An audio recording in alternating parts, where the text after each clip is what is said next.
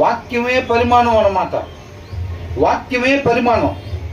నింద లేకుండా అని అంటే వాక్యంలో వద్దు అన్న దాన్ని ఎప్పుడైతే చేస్తారో వాళ్ళు చేయకూడని పని చేసినట్టుగా అంతే తప్ప నువ్వు నేను అనుకుంటే ఇది చేయొచ్చు ఇది చేయకూడదు అని కాదు. సిగరెట్ తాగడం పెద్ద తప్పే ఉందిరా, మందు తాగకూడదు కానీ అని అంటాడు. వీడికి ఉంది ఆ ఒక్క అలవాటే కాబట్టి.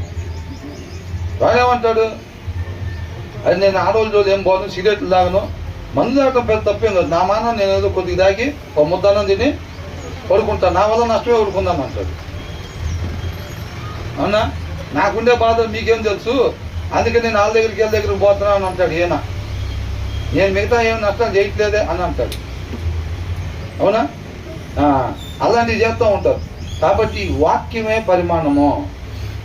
వాక్యాన్ని మీది ఏది చేసినా అది మనం చేయకూడని పని చేసినట్టే. దాన్ని బట్టి అనమాట. తల్లిదండ్రుల హృదయాల్లో వాక్యం లేదనుకోండి, వాళ్ళకి నచ్చింది పిల్లలు చేయటం కాదు, వాళ్ళకి నచ్చింది పిల్లలు చేయకుండా ఉండటం కాదండి. వాక్యమే పరిమాణం.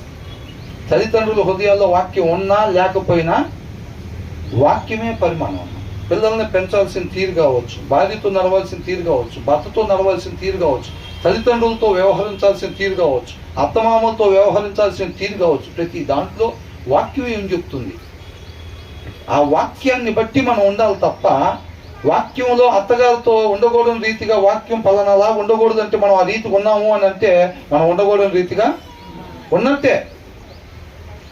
ఉండకూడని రీతిగా ఉన్నప్పుడు రాజుకి ఏం వచ్చిద్దంట, కోపం వచ్చింది. రాజుకి కోపం వస్తే ఏం పోయిద్ది, మనకి జీవం పోయిద్ది అన్నమాట. అర్థమవుతుందండి. వాక్యాన్ని అనుసరించకపోతే మనం ఉండాల్సిన రీతిగా ఉండనట్టు, అలా ఉండకపోతే ఏమైందంట, జీవం పోయింది. ఆ రోజున అవ్వమేమైంది, ఇచ్చా అవ్వ కాబట్టి తినింది పండు, నన్ను పెట్టుకుంటేనా ఏమిస్తానన్నా నేను తిన్నాను చెప్పుండేవాడిని. ఆయన మాట తీసి పక్కన పెట్టింది కాబట్టి ఏం బలహీనరాలు.